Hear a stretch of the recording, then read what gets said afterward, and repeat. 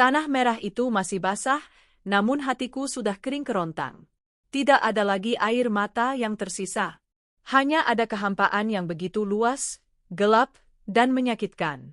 Daffa, putra semata wayangku, permata hatiku yang baru berusia 10 tahun, kini tidur sendirian di bawah tumpukan tanah dan bunga tabur yang mulai layu. 1 jam. Baru 1 jam yang lalu aku meninggalkan pemakaman. Aku duduk di tepi tempat tidur Daffa. Kamarnya masih wangi minyak telon dan buku-buku baru. Seragam sekolahnya tergantung rapi di lemari, seragam yang tak akan pernah ia pakai lagi. Di meja belajarnya, piala juara 1 matematika tingkat provinsi berdiri kokoh, benda yang menurut polisi menjadi alasan kenapa Daffa berada di sekolah sore itu. Katanya dia ingin mengambil buku yang tertinggal. Jatuh dari lantai 2. Murni kecelakaan akibat terpeleset saat bermain di dekat pagar pembatas yang sedang diperbaiki. Itu kata polisi. Itu kata pihak sekolah. Dan itu yang dipercayai oleh Arya, suamiku. Suara langkah kaki berat terdengar menaiki tangga. Pintu kamar terbuka. Arya berdiri di sana, mengenakan kemeja hitam yang lengannya digulung. Wajahnya tampan, tapi dingin. Tidak ada jejak air mata yang sama seperti yang membanjiri wajahku 3 hari ini. Kinanti, panggilnya datar. Sudah waktunya makan. Tamu-tamu pengajian nanti malam butuh persiapan. Aku tidak lapar, Mas, jawabku tanpa menoleh. Tanganku memeluk bantal guling bergambar astronot milik Daffa. Jangan berlebihan. Hidup harus terus berjalan. Kamu menangis darah pun Daffa tidak akan hidup lagi, ucap Arya. Nada bicaranya bukan menghibur, tapi menyuruh. Seolah kesedihanku adalah gangguan bagi jadwal bisnisnya. Berlebihan kamu bilang? Anakku mati, Mas. Anak kita? Aku menoleh, menatapnya nyalang. Arya menghela napas panjang, seolah bosan. Aku juga sedih, Kinan. Tapi aku realistis. Lagi pula, Bella dan Vino mau datang nanti malam membantu catering. Bersikaplah yang sopan. Nama itu, Bella, sekretaris pribadinya. Dan Vino, anak laki-lakinya yang seumuran dengan Daffa. Janda muda yang, katanya, profesional itu. Hatiku mencelos. Di saat anak kandungnya baru saja dikubur, dia malah memikirkan kenyamanan asistennya. Aku tidak mau melihat wanita itu di sini, desisku. Jangan mulai gila cemburu di situasi seperti ini, Kinan, bentak Arya, lalu membanting pintu kamar Daffa, meninggalkanku dalam kesunyian yang mencekik. Tiba-tiba, ponselku yang tergeletak di atas meja belajar bergetar. Layar menyala. Sebuah nomor tidak dikenal. Aku membiarkannya mati. Namun, ponsel itu bergetar lagi. Dan lagi. Dengan enggan, aku mengangkatnya. Halo, suaraku par. Halo, Ibu Kinanti. Suara di seberang sana terdengar berbisik, gemetar, dan ketakutan. Aku mengenalinya. Itu suara Bu Rini, wali kelas Daffa. Iya, Bu Rini. Ada apa? Kalau soal barang-barang Daffa di sekolah, saya belum sanggup. Bukan, Bu. Bukan itu, potong Bu Rini cepat. Napasnya memburu. Bu Kinanti, tolong dengarkan saya baik-baik. Ibu harus ke sekolah sekarang. Sekarang juga. Lewat pintu belakang, dekat gudang. Satpam sedang pergantian shift. Ke sekolah? Bu, saya baru saja pulang dari makam anak saya. Demi Daffa, Bu. Demi kebenaran kematian Daffa. Suara Bu Rini meninggi, setengah terisak. Tolong segera ke ruang arsip CCTV sekarang juga. Dan tolong, demi Tuhan, jangan beritahu siapapun. Terutama suami ibu. Jantungku berhenti berdetak sesaat. Kenapa suami saya tidak boleh tahu? Datang saja, Bu. Saya mohon. Sebelum rekaman ini dihapus oleh pesuruh kepala sekolah. Klik. Sambungan terputus. Darahku yang tadinya beku seolah mendidih seketika. Adrenalin membanjiri tubuhku. Rasa lemas itu hilang, digantikan oleh rasa penasaran yang mengerikan. Aku menyambar tas, menghapus sisa air mata dengan kasar, dan keluar kamar. Di ruang tamu, aku melihat Arya sedang menelepon seseorang sambil tersenyum tipis. Iya, Bel. Kamu datang agak awal ya? Bawa Vino juga? Kasihan dia di rumah sendirian. Aku menahan gejolak jijik di dadaku. Aku menyelinap lewat pintu samping garasi, menyalakan mobil city car lamaku, dan melesat membelah jalanan Jakarta yang mendung. Sekolah Daffa tampak seperti bangunan hantu di sore hari. Garis polisi di lantai dasar tempat jatuhnya Daffa sudah dilepas, seolah sekolah ingin cepat-cepat melupakan tragedi itu demi reputasi sekolah internasional mereka. Sesuai instruksi, aku masuk lewat gerbang belakang yang sedikit terbuka. Bu Rini sudah menunggu di sana, wajahnya pucat pasi, matanya bengkak. Dia menarik tanganku, membawa kami berlari kecil menuju ruang server CCTV yang tersembunyi di balik ruang tata usaha. Bu Rini, ada apa sebenarnya? Polisi bilang CCTV di lorong itu rusak, tanyaku sambil terengah. Itu yang diminta Pak Kepala Sekolah untuk dikatakan pada polisi, Bu. Karena donatur terbesar sekolah ini mengancam akan mencabut dana jika reputasi sekolah hancur, Bu Rini membuka kunci pintu dengan tangan gemetar.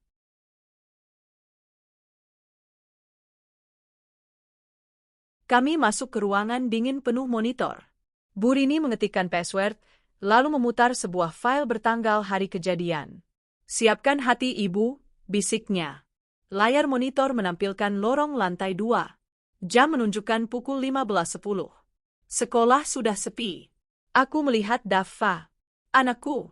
Dia berjalan riang sambil memeluk buku matematika. Dia berhenti di dekat pagar pembatas yang sedang direnovasi, pagar yang seharusnya diberi tanda bahaya tapi sore itu tidak ada tandanya. Lalu, dari sudut lorong, muncul sosok lain. Seorang wanita. Dan seorang anak laki-laki.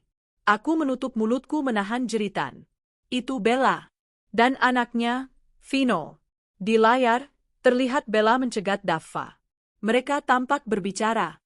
Daffa terlihat tidak nyaman, dia mencoba melangkah pergi.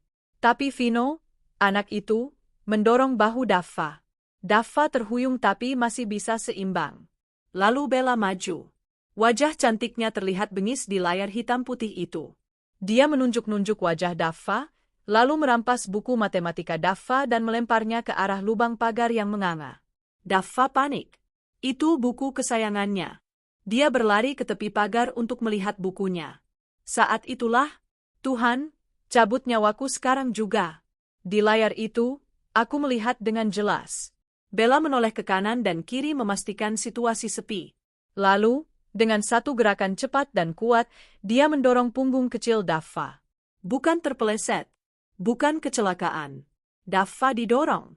Tubuh kecil itu melayang melewati pembatas. Tangan Daffa sempat menggapai udara, tapi tak ada yang diraih. Dia hilang dari layar. Tidak, jeritanku pecah di ruang sempit itu. Kakiku lemas, aku ambruk ke lantai. Bu Rini memelukku, membekap mulutku. Bu, jangan teriak. Penjaga sekolah bisa dengar. Dia membunuh anakku. Wanita iblis itu membunuh anakku. Aku meraung dalam bekapan tangan Bu Rini. Air mataku bukan lagi air, melainkan lahar panas. Lihat lagi, Bu. Lihat apa yang mereka lakukan setelahnya, ucap Bu Rini sambil menunjuk layar. Di layar, Bella tidak terlihat panik. Dia justru tersenyum dingin. Dia menarik tangan Vino, lalu berbisik sesuatu pada anaknya. Vino mengangguk. Mereka berdua berjalan santai menuruni tangga darurat, seolah baru saja membuang sampah, bukan nyawa manusia. Saya mendengar percakapan mereka dari rekaman audio yang tersambung di kamera koridor kelas. Bu Rini memutar audio yang suaranya kresek-kresek namun jelas. Suara Bella, mampus kau anak sialan. Sekarang tidak ada lagi yang menghalangi Vino jadi juara umum. Dan tidak ada lagi penghalang mama untuk jadi satu-satunya nyonya di rumah ayahmu. Suara Vino, Ma, dia mati. Suara Bella, bagus kalau mati. Kalau cacat pun, ayahmu tidak akan mau mengurus anak cacat. Kita menang, sayang. Sebentar lagi, wanita tua itu juga akan mama singkirkan. Kamu akan jadi satu-satunya pewaris harta Om Arya. Rekaman berhenti. Hening. Duniaku runtuh untuk kedua kalinya. Tapi kali ini, reruntuhannya tidak menimbunku dalam kesedihan. Reruntuhan itu menyusun dirinya sendiri menjadi benteng kebencian yang kokoh. Jadi, selama ini Arya berselingkuh? Dan Bella, dia membunuh Daffa karena Daffa lebih pintar dari Vino? Karena Daffa adalah pewaris sah?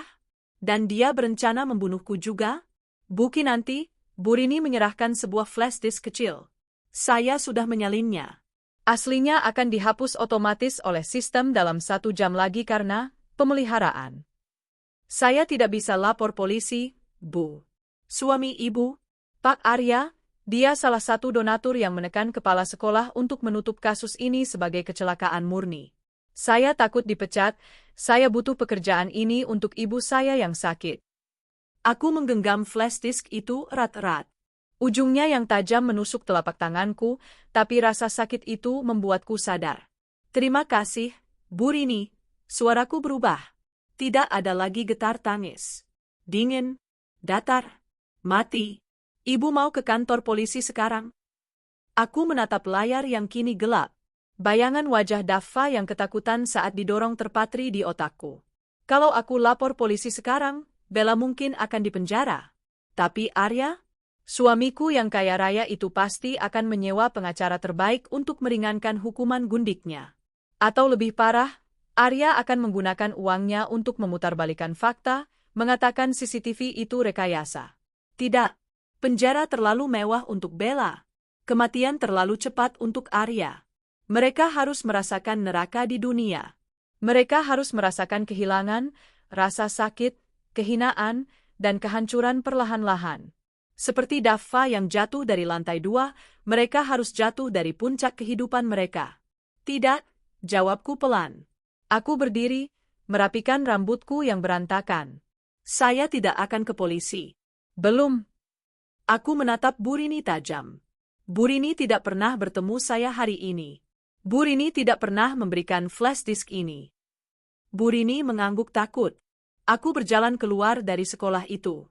Langit di luar sudah gelap. Hujan mulai turun rintik-rintik. Di dalam mobil, aku memutar flash disk itu di laptop yang kubawa. Aku menyalinnya ke 3 cloud server berbeda dengan password enkripsi berlapis. Ponselku berbunyi lagi. Arya. Halo, Kinan? Kamu di mana? Bella sudah datang. Dia membawakan lasagna kesukaanmu. Cepat pulang, jangan bikin malu di depan tamu. Aku mendengar suara tawa wanita di latar belakang. Suara Bella. Suara pembunuh anakku. Iya, Mas. Aku pulang, jawabku lembut. Sangat lembut hingga terdengar menakutkan bagi telingaku sendiri. Aku sedang menyiapkan kejutan untuk menyambut tamu istimewa kita. Aku mematikan telepon. Kutatap wajahku di kaca spion. Mata yang bengkak itu kini menyala merah. Kinanti yang lemah, ibu rumah tangga yang penurut, sudah mati bersama Daffa sore tadi. Malam ini, iblis betina itu akan makan malam dengan calon pembunuhnya.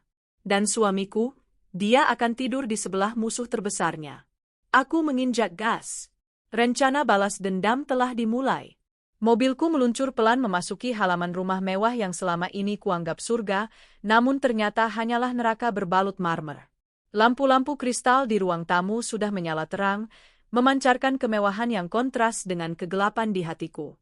Di garasi, selain mobil SUV milik Arya, terparkir sebuah sedan merah mencolok. Mobil Bella. Tanganku mencengkeram setir hingga buku-buku jariku memutih. Di dalam tas tanganku, flash disk berisi bukti pembunuhan anakku terasa begitu berat, seolah menyimpan nyawa Daffa di dalamnya. Aku menarik napas panjang, memejamkan mata sejenak, dan membayangkan wajah Daffa yang tersenyum. Ibu harus kuat, Nak. Demi kamu. Aku membuka mata. Kinanti yang rapuh sudah tidak ada. Aku memulas ulang lipstik tipis di bibirku yang pucat, merapikan rambut, dan memasang senyum paling palsu yang pernah kubuat seumur hidupku. Saat aku membuka pintu utama, aroma masakan Italia langsung menyeruak, bercampur dengan parfum mahal yang sangat kukenal. Parfum Bella. Mbak Kinan sudah pulang. Suara itu. Suara yang 1 jam lalu kudengar di rekaman CCTV sedang menyumpahi anakku mati. Bella muncul dari arah ruang makan, mengenakan apron di atas gaun hitam pas badan yang terlalu ketat untuk suasana berkabung. Dia tersenyum lebar, seolah tidak ada beban dosa di pundaknya. Di belakangnya, Arya berdiri sambil memegang gelas air minum, tampak santai. Dari mana saja kamu, Kinan? Katanya sebentar, tegur Arya, meski nadanya tidak setajam tadi sore. Mungkin karena ada Bella, dia ingin menjaga citra suami yang sabar. Aku tidak menjawab Arya. Mataku terkunci pada Bella. Wanita itu melangkah mendekat, mengulurkan tangan seolah ingin menyalamiku. Mbak Kinan, turut berduka cita ya. Saya tadi bawakan lasagna, Dava kan suka sekali. Bella menghentikan kalimatnya, pura-pura salah bicara, lalu menutup mulutnya dengan gaya yang dibuat-buat. Ya ampun, maaf Mbak. Saya lupa Dava sudah tiada. Darahku mendidih. Dia sengaja. Dia ingin melihatku hancur menangis lagi. Tapi tidak kali ini. Aku melangkah maju, mengabaikan uluran tangannya, dan langsung memeluknya erat. Sangat erat hingga aku bisa merasakan tubuh Bella menegang kaget. Terima kasih, Bella, bisikku tepat di telinganya. Nadaku bergetar, bukan karena sedih, tapi menahan hasrat untuk mencekik leher jenjang itu saat ini juga. Terima kasih sudah datang. Terima kasih sudah mengurus Arya saat aku sedang kacau. Arya tersedak air minumnya. Bella mematung. Dia pasti mengharapkan aku marah, mengusirnya, atau menangis histeris. Reaksi ini di luar skenarionya. Aku melepaskan pelukan, lalu menatap matanya dalam-dalam. Kamu benar-benar asisten yang berbakti, Belle. Bahkan di hari libur pun kamu memikirkan kami. Vino mana? Ajak dia makan juga. Bella mengerjapkan matanya, bingung. Vino ada di ruang tengah, main game. Mbak Kinan, nggak marah saya datang? Marah? Aku tertawa kecil, tawa yang hampa. Untuk apa aku marah? Justru aku butuh teman. Rumah ini terlalu sepi tanpa Dava. Dan kamu seperti keluarga sendiri bagi Arya, kan? Aku melirik Arya. Wajah suamiku itu tampak lega luar biasa. Dia berjalan mendekat dan menepuk bahuku. Nah, begitu dong, Kinan. Ini baru istri yang dewasa. Bella cuma mau bantu. Jangan suzon terus. Iya, Mas. Aku sadar sekarang. Hidup harus terus berjalan, kan? Kataku mengulang ucapan kejamnya tadi sore. Malam itu, tahlilan berjalan lancar. Tamu-tamu datang silih berganti. Aku duduk di sudut ruangan sebagai tuan rumah yang sempurna. Menerima ucapan bela sungkawa dengan tabah, menyajikan makanan, bahkan sesekali mengobrol akrab dengan Bella di depan ibu-ibu pengajian. Bu Kinan hebat ya, kuat sekali, bisik seorang tetangga. Iya, untung ada Bu Bella yang bantu-bantu. Baik banget sekretaris suaminya. Aku hanya tersenyum tipis mendengar pujian-pujian buta itu. Tunggu saja, batinku. Tunggu sampai topeng mereka terkelupas. Saat acara selesai dan para tamu pulang, Bella dan Arya sibuk membereskan ruang tengah. Vino, anak itu, duduk di sofa sambil memainkan konsol game portabelnya, kakinya dinaikkan ke meja tempat biasanya Dava belajar. Vino, panggilku lembut. Anak itu menoleh. Wajahnya mirip sekali dengan ibunya. Ada sorot mata angkuh yang sama. Apa, Tante? Jawabnya tanpa sopan santun. Aku duduk di sebelahnya. Main apa? Seru banget kayaknya. Main perang-perangan. Tante nggak bakal ngerti, ketusnya, lalu kembali fokus ke layar. Aku menatap tangan kecil Vino. Tangan yang di rekaman CCTV itu mendorong bahu Dava. Tangan yang menjadi kaki tangan ibunya. Vino pasti capek ya nemenin mama kerja, ujarku sambil mengusap kepalanya. Vino tampak risih tapi membiarkannya. Tante punya coklat di kulkas. Dava dulu suka sekali, tapi sekarang Dava sudah nggak ada. Vino mau habisin buat Tante. Mata Vino berbinar mendengar kata coklat. Mau? Ambil saja di kulkas, sayang. Saat Vino berlari ke dapur, dan Arya serta Bella sedang di teras mengantar tamu terakhir, aku melihat kesempatan itu. Tas tangan Bella tergeletak terbuka di sofa. Tas branded seharga puluhan juta yang aku yakin dibeli dari uang suamiku. Dengan gerakan cepat, aku merogoh saku bajuku. Di sana ada sebuah alat perekam suara mini berbentuk flash disk hitam polos, benda yang dulu kubeli untuk merekam kuliah online tapi tak pernah terpakai. Aku menyalakannya dan menyelipkannya ke dalam kantong kecil di bagian dalam tas Bella, tersembunyi di antara lipstik dan bedak. Kinan? Aku tersentak. Arya berdiri di ambang pintu. Jantungku berpacu cepat. Sedang apa kamu dekat tas Bella? Tanyanya curiga.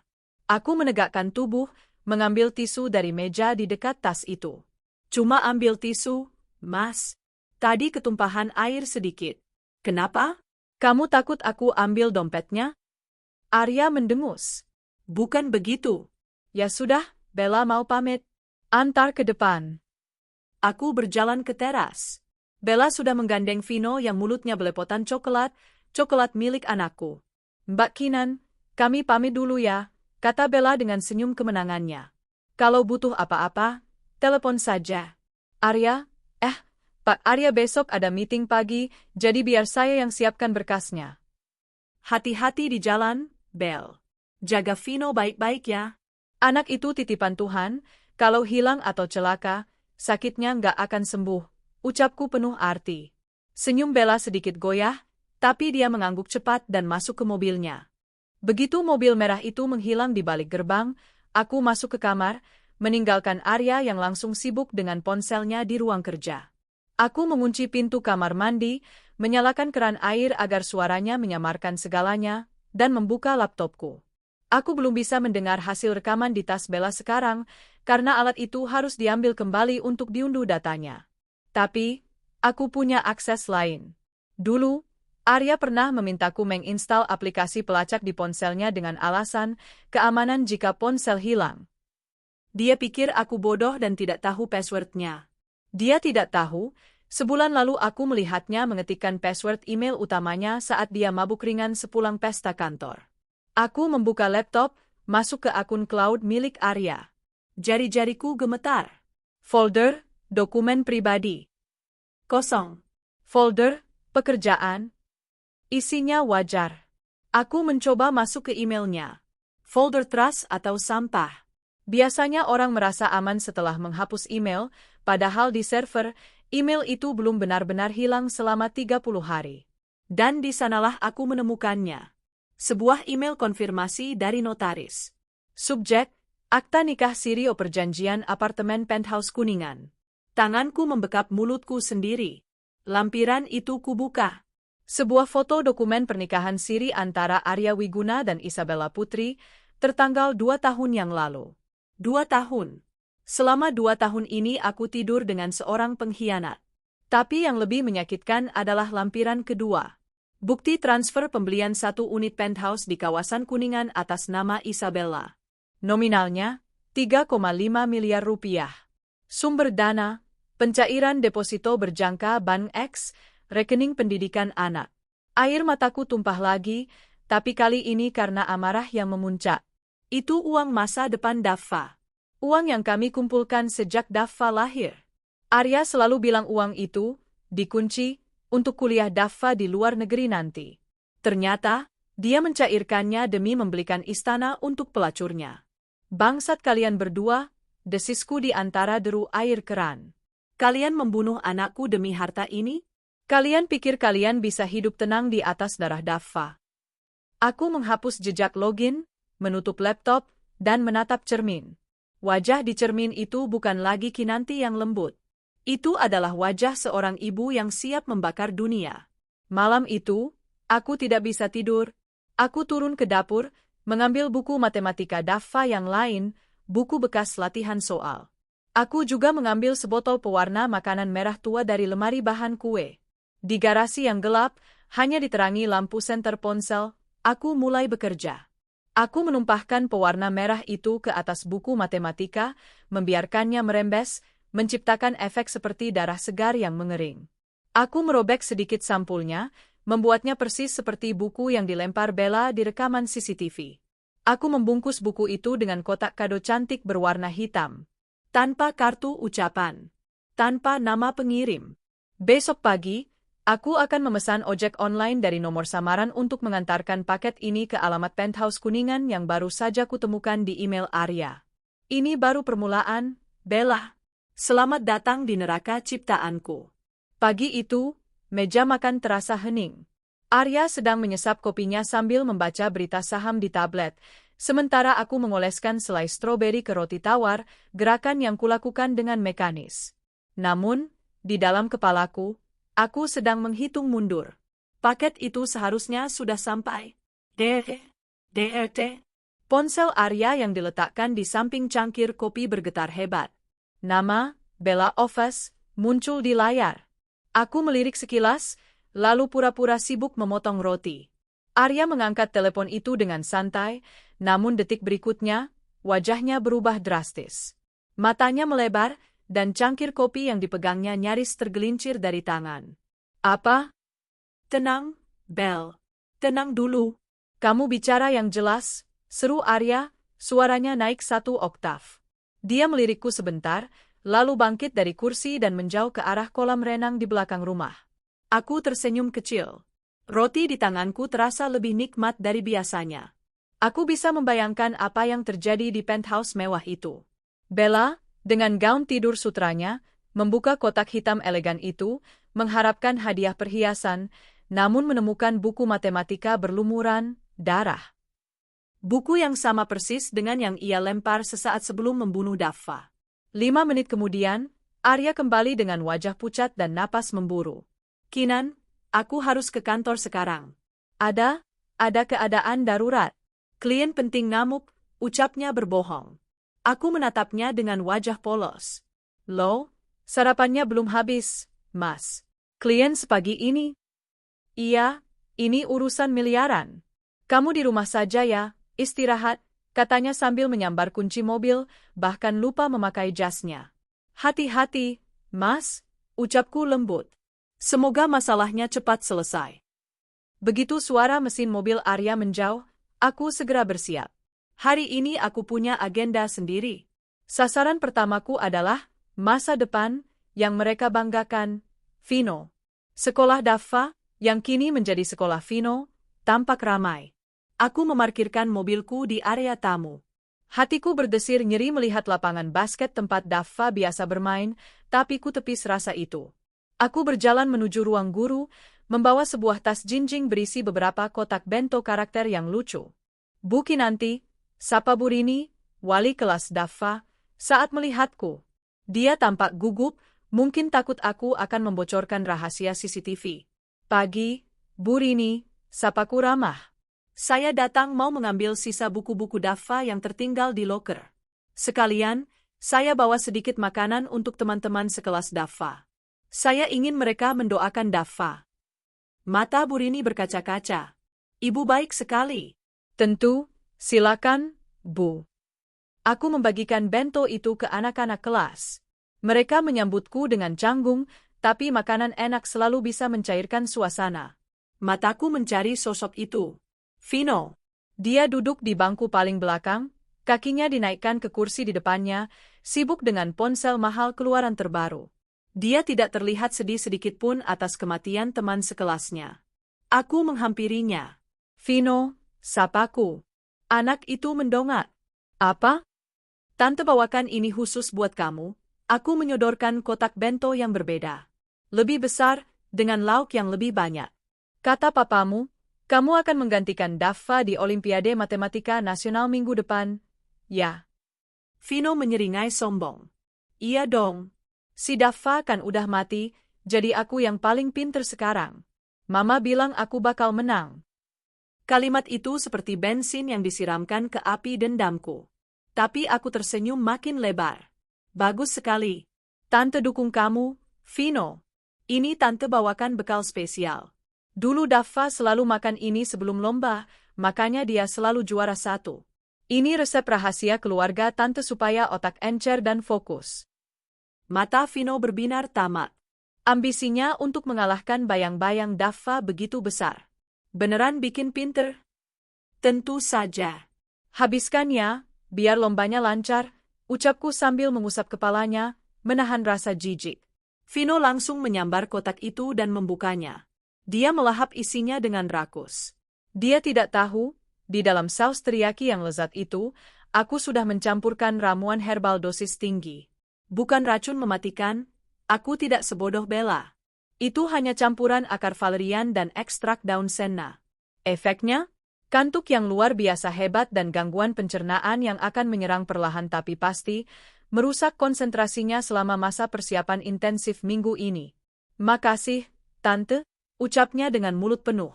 Sama-sama, sayang. Tante pamit dulu ya, aku berjalan keluar kelas dengan perasaan puas. Langkah keduaku adalah kantor Arya. Jam makan siang. Aku muncul di kantor Arya dengan membawa rantang makanan, berpura-pura menjadi istri yang perhatian setelah suaminya lari pagi-pagi tanpa sarapan. Resepsionis yang mengenalku langsung mengizinkanku masuk. Di depan ruangan Arya, aku melihat Bella. Dia tampak kacau. Matanya bengkak, riasannya tebal tapi tak bisa menutupi lingkaran hitam di matanya. Tangannya gemetar saat memegang berkas. Teror buku berdarah itu sukses besar. Hai, Bella? Sapaku riang. Bella terlonjak kaget, berkas di tangannya jatuh berserakan. Mbak Kinan. Astaga, bikin kaget saja. Aku berjongkok, membantunya memunguti kertas-kertas itu. Kamu kenapa gugup sekali? Sakit? Enggak, Mbak. Cuma kurang tidur, jawabnya gagap. Oh ya, tas kamu baru lagi ya? Aku menunjuk tas tangan yang diletakkan di meja kerjanya. Tas yang sama dengan semalam. Bagus sekali. Ah, iya Mbak. Hadiah, dari teman, jawabnya sambil melirik pintu ruangan Arya. Aku berdiri, lalu tiba-tiba memeluknya singkat. Jaga kesehatannya, Bel. Perusahaan butuh kamu. Saat memeluknya, tanganku dengan cekatan merogoh saku samping tasnya yang terbuka sedikit. Jari-jariku menyentuh benda kecil dingin itu. Flash disk perekam suara. Dapat. Aku menarik tanganku kembali dengan cepat dan memasukkannya ke saku blazerku. Saya masuk dulu ya, mau kasih makan siang Arya, kataku sambil tersenyum manis. Di dalam ruangan, Arya sedang menelepon dengan nada tinggi. Saya tidak peduli. Cari siapa pengirim paket itu. Cek CCTV apartemen. Dia berhenti saat melihatku masuk. Wajahnya berubah panik. Kinan? Ngapain kesini? Bawain makan siang, Mas. Kamu tadi buru-buru. Kenapa teriak-teriak? Ada masalah di apartemen siapa? Tanyaku memancing. Bukan. Itu, apartemen klien yang mau dijual. Ada vandalisme. Biasa, preman, elaknya cepat. Aku mengangguk-angguk, pura-pura percaya. Aku meletakkan rantang di meja. Dimakannya, Mas. Aku pulang dulu, mau istirahat? Malam harinya, saat Arya sudah tertidur pulas karena kelelahan mengurus Bella yang histeris seharian, aku duduk di ruang kerjaku yang kedap suara. Aku memasukkan alat perekam itu ke laptop dan mendengarkan isinya. Suara percakapan Bella dan temannya di telepon terdengar jelas. Gila lu, Bel. Lu beneran mau nikahin Pak Arya? Suara Bella, ya iyalah. Duitnya banyak, gengs. Walaupun tua bangka dan gampang dibego-begoin, yang penting ATM berjalan. Istrinya tuh, si Kinanti, bego banget. Lempeng aja gue bohongin. Gue yakin sebentar lagi Arya bakal cerain dia kalau gue terus-terusan hasut. Aku merekam bagian itu, menyimpannya sebagai amunisi untuk nanti. Tapi target utamaku malam ini adalah Vino. Beberapa hari lalu, saat Vino main game di rumahku, aku sempat mengintip dia memasukkan password media sosialnya. Kombinasinya sederhana, Vino juara 123. Anak itu terlalu sombong bahkan untuk urusan keamanan digital. Aku membuka laptop, menyalakan VPN, dan login ke akun Instagram dan forum sekolah milik Vino. Aku membuka direct message, DM, miliknya. Dan di sanalah, gudang dosa itu terbuka lebar. Ada chat dengan seseorang bernama, kunci jawaban master. Vino, Bang, transfer udah masuk ya. Kirim kunci jawaban matematika besok pagi. Awas, telat kayak kemarin. Kunci jawaban master, siap, Bos Vino. Aman. Jangan lupa hapus chat. Vino lupa menghapusnya. Atau mungkin dia merasa terlalu aman. Aku men-screenshot semua percakapan itu. Bukti transfer, foto soal ujian yang difoto diam-diam saat ujian berlangsung, dan percakapan dia menjelek-jelekkan guru matematikanya. Guru botak itu bego banget, nggak sadar gue buka HP di kolong meja. Dengan jari yang menari di atas keyboard, aku mulai menyebarkan semuanya. Aku membuat akun anonim di forum sekolah, grup WhatsApp orang tua murid, yang nomornya kudapat dari ponsel Arya, dan menandai akun resmi penyelenggara Olimpiade Matematika. Judul postingan, inikah wajah juara pengganti Dava? Bukti kecurangan dan pembelian kunci jawaban oleh Vino Arya Putra. Aku mengunggah semuanya. Foto, screenshot chat, bukti transfer. Dalam hitungan menit, notifikasi mulai meledak. Komentar-komentar pedas bermunculan. Parah banget. Pantesan nilainya tiba-tiba naik drastis. Curang, discourse. Kasihan Dava, dia yang beneran pinter malah diganti sama penipu kayak gini. Aku menutup laptop dengan hati puas. Bom sudah diledakkan. Keesokan paginya, rumah kami seperti kapal pecah. Telepon rumah berdering tanpa henti. Ponsel Arya terus berbunyi. Aku keluar kamar dengan wajah mengantuk yang dibuat-buat. Ada apa sih, Mas? Berisik sekali pagi-pagi, tanyaku. Arya sedang berdiri di ruang tamu, wajahnya merah padam menahan amarah. Dia sedang menelepon seseorang. Apa maksud Bapak mendiskualifikasi? Itu fitnah. Akun anak saya diretas. Saya akan tuntut sekolah. Arya membanting ponselnya ke sofa. Dia menoleh padaku. Kinan, Vino dituduh curang. Ada yang menyebar aib dia di internet. Sekolah membatalkan keikutsertaan dia di Olimpiade. Dia juga diskorsing. Astaga, aku menutup mulut kaget. Kok bisa? Vino kan anak pintar. Apa mungkin dia memang beli kunci jawaban karena tertekan? Jangan ngaco kamu, bentak Arya, membela anak emasnya. Ini pasti kerjaan orang yang iri. Tiba-tiba pintu depan digedor. Bella masuk bersama Vino. Vino menangis sesenggukan, seragamnya berantakan. Bella terlihat seperti singa yang terluka. Mas Arya, kamu harus bertindak. Lihat anak kita. Dia dibully satu sekolah. Di Instagram orang-orang ngata-ngatain dia penipu, teriak Bella histeris. Arya memijat pelipisnya yang berdenyut. Aku sedang usaha, Bel. Diam dulu. Gara-gara kamu kurang tegas. Sekolah berani injak-injak kita.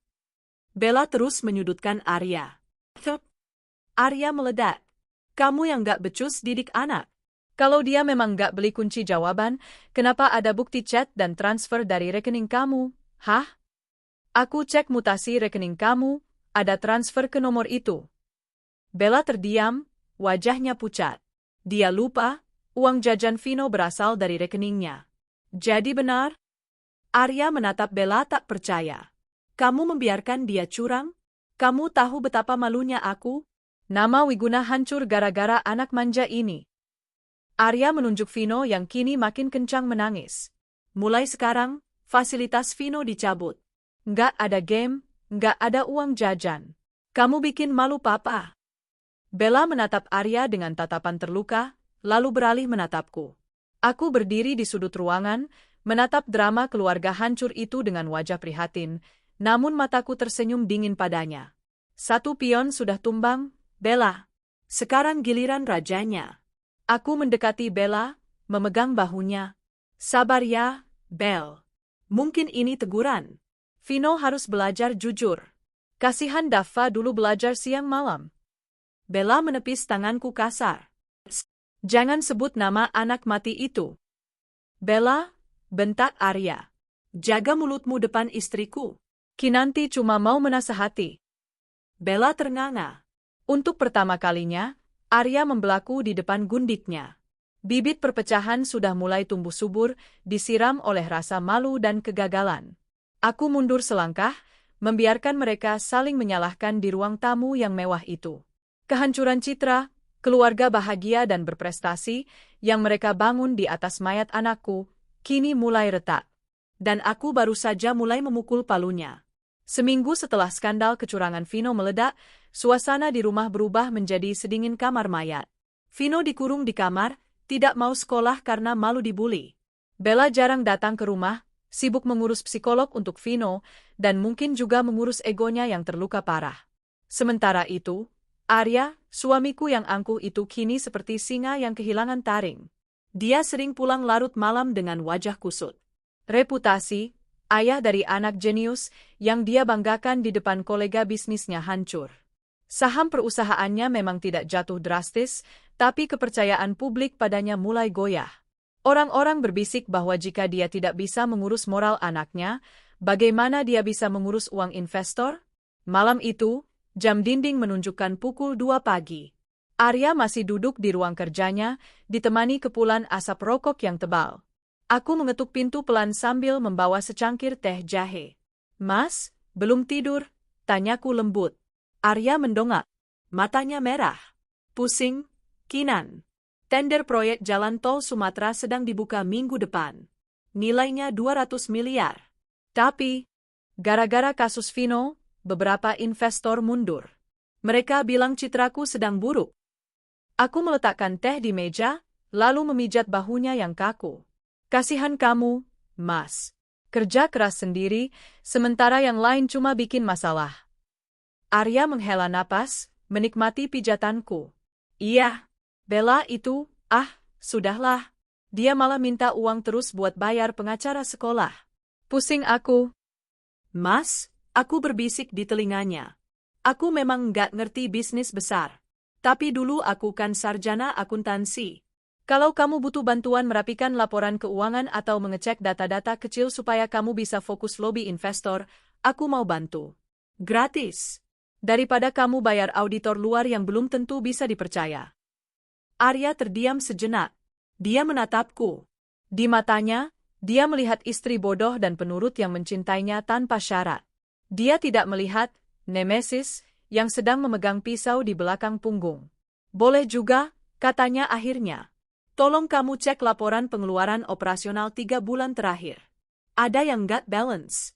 Sekretarisku yang baru itu kurang teliti. Bella juga Bella nggak bisa diandalkan soal angka." Arya berdiri, memberikan akses login ke sistem internal perusahaan padaku. "Jangan diubah-ubah ya, cuma ditandai saja kalau ada yang aneh. Aku mau tidur sebentar." "Siap, Mas. Tidurlah." Begitu Arya keluar dan menutup pintu, senyumku mengembang. Aku duduk di kursi kebesaran Arya. Kursi yang dibeli dari hasil keringat dan darah orang lain. Aku masuk ke sistem. Bukan hanya laporan operasional yang kucari. Aku menggali lebih dalam. Jauh lebih dalam. Aku menelusuri aliran dana, biaya tak terduga, yang jumlahnya fantastis. Dan di sanalah, di antara tumpukan angka digital, aku menemukan bangkai busuk itu. Ada aliran dana rutin sebesar 500 juta rupiah setiap bulan ke sebuah perusahaan cangkang bernama CV. Bella Sejahtera. Keterangannya, konsultansi fee. Konsultasi apa? Konsultasi cara menghancurkan rumah tangga orang? Selain itu, aku menemukan bukti penggelapan pajak. Arya memanipulasi laporan laba rugi, menyembunyikan keuntungan proyek reklamasi tahun lalu di rekening luar negeri atas nama Vino. Bodoh, gumamku.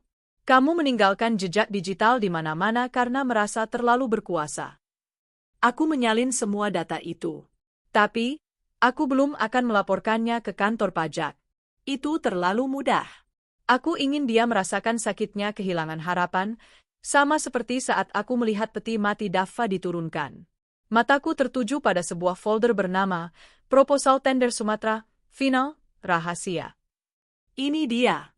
Jantung dari harapan Arya untuk bangkit. Di dalamnya ada rincian harga penawaran, strategi teknis, dan suap yang disiapkan untuk pejabat terkait. Aku membuka tab baru di browser, menyalakan VPN, dan membuat akun email sekali pakai dengan nama Nemesis. Aku mengetikkan alamat email tujuan, handoko.wijaya@globalcorp.co.id. Handoko adalah rival abadi Arya. Pria yang pernah dipermalukan Arya di depan umum 2 tahun lalu. Subjek, hadiah dari kawan lama isi, Pak Handoko, saya tahu Anda sangat menginginkan proyek tol Sumatera. Berikut adalah rincian penawaran PT Wiguna Karya. Tawar sedikit di bawah harga ini, dan proyek itu milik Anda. Sebagai bonus, saya lampirkan bukti suap yang disiapkan Arya untuk panitia lelang. Gunakan jika dia mencoba bermain curang. Kirim. Pesan terkirim. Aku menghapus jejak, mematikan laptop, dan kembali ke kamar tidur, berbaring di samping suamiku yang mendengkur. Tidurlah yang nyenyak, sayang. Karena besok, Duniamu akan kiamat. Hari pengumuman tender tiba. Arya bangun dengan semangat baru. Dia mengenakan setelan jas terbaiknya, menyemprotkan parfum mahal, dan sarapan dengan lahap. Doakan aku ya, Kinan. Kalau proyek ini gol, kita bisa liburan ke Eropa. Melupakan semua masalah ini, katanya penuh percaya diri. Pasti, Mas. Aku selalu mendoakan yang terbaik, atau setidaknya, apa yang pantas kamu dapatkan, jawabku sambil merapikan dasinya. Arya berangkat dengan mobil mewahnya. Aku menunggu di rumah, menyalakan televisi, memantau berita bisnis. Siang harinya, telepon rumah berdering. Bukan Arya, tapi Bella. Mbak Kinan. Arya ada di rumah enggak? Suaranya panik, setengah berteriak. Enggak ada, Bel. Kan lagi tender. Kenapa? Dia ngamuk di kantor. Dia banting-banting barang. Mbak, tolong jemput dia. Saya takut. Aku mematikan telepon. Pertunjukan dimulai. Sorenya, Arya pulang. Tidak, dia tidak pulang. Dia menyerbu masuk. Wajahnya merah padam, urat lehernya menonjol, dan matanya nyalang seperti orang gila. Dia melempar tas kerjanya ke kaca hias di ruang tamu hingga pecah berantakan. Sialan, bangsat, pengkhianat, raungnya. Aku berlari menghampirinya, pura-pura kaget. Mas, ada apa? Kenapa kamu begini? Arya mencengkeram bahuku kasar. Kalah, aku kalah, Kinan. Handoko, si tua bangka itu memenangkan tender. Dan kau tahu apa? Angka penawarannya cuma selisih 10 juta di bawahku. Asal. Itu nggak mungkin kebetulan. Ada yang membocorkan data penawaranku. Ada tikus di kantorku. Arya menendang sofa dengan frustrasi. 200 miliar melayang. Perusahaan bisa kolaps kalau begini. Aku membimbingnya duduk, memberinya air minum. Tanganku gemetar, tapi bukan karena takut, melainkan menahan tawa kemenangan. Mas, tenang dulu. Siapa yang bisa akses data itu selain kamu? Tanyaku dengan nada polos. Cuma aku. Dan sekretarisku. Dan manajer keuangan. Aku menunduk, memainkan jari-jariku, tampak ragu-ragu. Mas, aku nggak mau nambah beban pikiran kamu. Tapi, ada sesuatu yang mengganjal di hatiku. Apa? Kemarin, waktu aku ke salon langganan, aku lihat Bella. Arya menoleh tajam. Bella? Terus kenapa? Dia bertemu seseorang di kafe sebelahnya. Laki-laki tua, agak gemuk, rambutnya memutih. Aku mendeskripsikan ciri-ciri fisik Handoko dengan sempurna. Mereka terlihat akrab sekali. Bella bahkan menerima amplop tebal dari bapak itu. Aku pikir itu saudaranya, jadi aku nggak sapa. Wajah Arya berubah menjadi topeng horor. Dia membeku. Laki-laki tua gemuk, rambut putih. Iya, kelihatannya orang kaya. Pakai jam tangan emas besar. Napas Arya tercekat. Handoko. Siapa, Mas? Itu Handoko. Rival bisnisku. Arya berdiri, tangannya mengepal hingga gemetar. Jadi, selama ini, Bella? Mungkin aku salah lihat, Mas. Jangan suzon dulu, aku memanaskan kompornya pelan-pelan. Mungkin Bella cuma cari tambahan? Kan gaya hidupnya mewah. Mungkin uang dari kamu kurang. Kurang? Teriak Arya. Aku belikan dia penthouse, mobil, tas Hermes. Dan dia jual rahasiaku ke musuh bebuyutanku demi uang receh. Arya menyambar kunci mobilnya lagi. Mas, mau kemana? Mau kasih pelajaran buat pelacur itu. Arya melesat pergi. Aku berdiri di ambang pintu, menatap debu yang ditinggalkan ban mobilnya. Angin sore berhembus. Dingin. Aku kembali ke dalam rumah, mengambil ponselku. Aku mengirim pesan singkat ke nomor Bella menggunakan nomor anonim yang berbeda. Isi pesan, Arya tahu kamu main mata dengan Handoko. Dia sedang menuju ke sana. Lari, atau dia akan membunuhmu. Aku ingin melihat mereka saling terkam. Aku ingin melihat ketakutan di mata Bella saat Arya mendobrak pintunya dan kebingungan di mata Arya saat Bella menuduhnya gila. Kehancuran finansial baru tahap awal. Kehancuran kepercayaan adalah racun yang sesungguhnya. Dan racun itu kini sudah menyebar ke seluruh pembuluh darah mereka.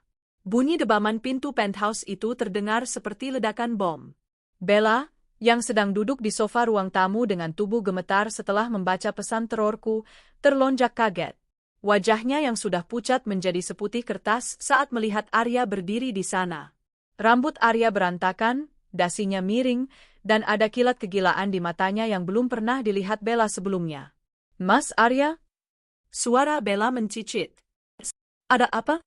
"Jangan pura-pura bodoh." Satu tamparan keras mendarat di pipi kiri Bella. Plak! Suaranya menggema di ruangan luas itu.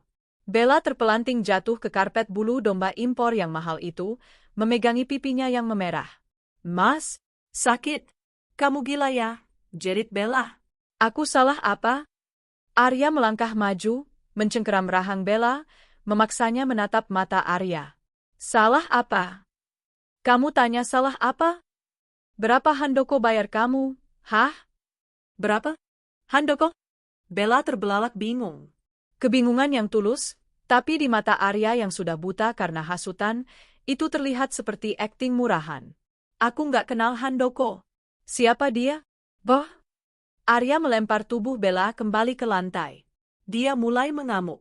Dia mengambil vas bunga kristal di meja dan membantingnya ke dinding. "Prang! Kinanti lihat kamu.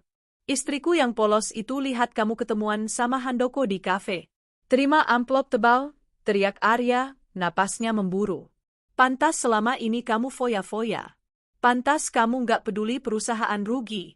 Ternyata kamu parasit yang menghisap darahku lalu menjualku ke musuh." "Kinanti bohong, Mas." "Demi Tuhan, dia bohong." Bella merangkak mundur, air mata membanjiri wajahnya. "Dia itu ular. Dia benci aku. Dia pasti ngarang cerita. Jangan sebut nama dia dengan mulut kotor kamu." Arya menendang meja kopi hingga terbalik. "Kinanti itu istri yang setia. Dia bahkan bantu aku audit keuangan saat kamu sibuk ngurusin anak kamu yang curang itu.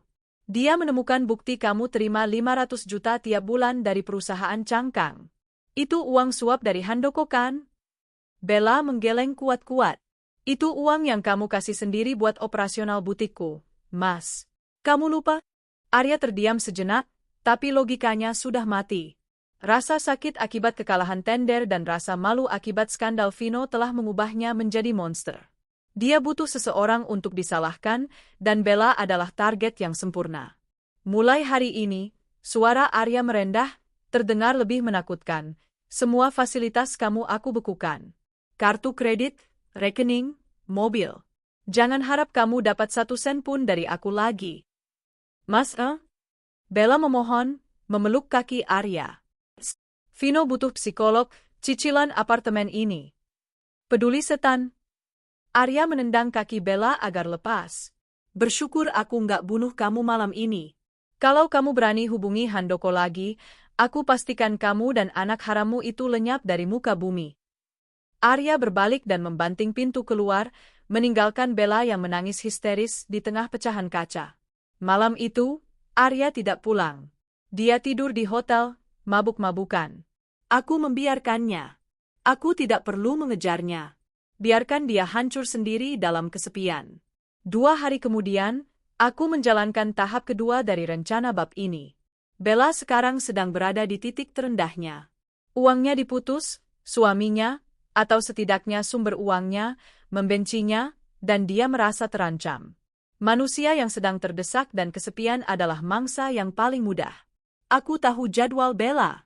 Setiap Selasa dan Kamis, dia pergi ke gym eksklusif di daerah Senopati untuk yoga. Itu satu-satunya rutinitas mewah yang masih dia pertahankan, mungkin karena membernya sudah dibayar setahun di muka. Aku mengirim pesan pada Julian. Julian adalah aktor teater lepas yang sedang butuh uang cepat. Wajahnya tampan, tubuhnya atletis, dan dia sangat pandai merayu. Aku membayarnya mahal untuk 1 peran, menjadi bahu sandaran bagi wanita yang kesepian. Di gym, Bella duduk termenung di area lounge setelah kelas yoga. Matanya sembab. Dia terlihat menyedihkan. Julian mendekat, membawa 2 botol air mineral dingin. "Maaf, Mbak. Kelihatannya lagi butuh teman ngobrol," sapa Julian dengan senyum mautnya. Dia duduk di sebelah Bella, menjaga jarak sopan tapi cukup dekat untuk menciptakan keintiman. Awalnya Bella defensif. Tapi Julian pandai. Dia tidak langsung menggoda. Dia mendengarkan.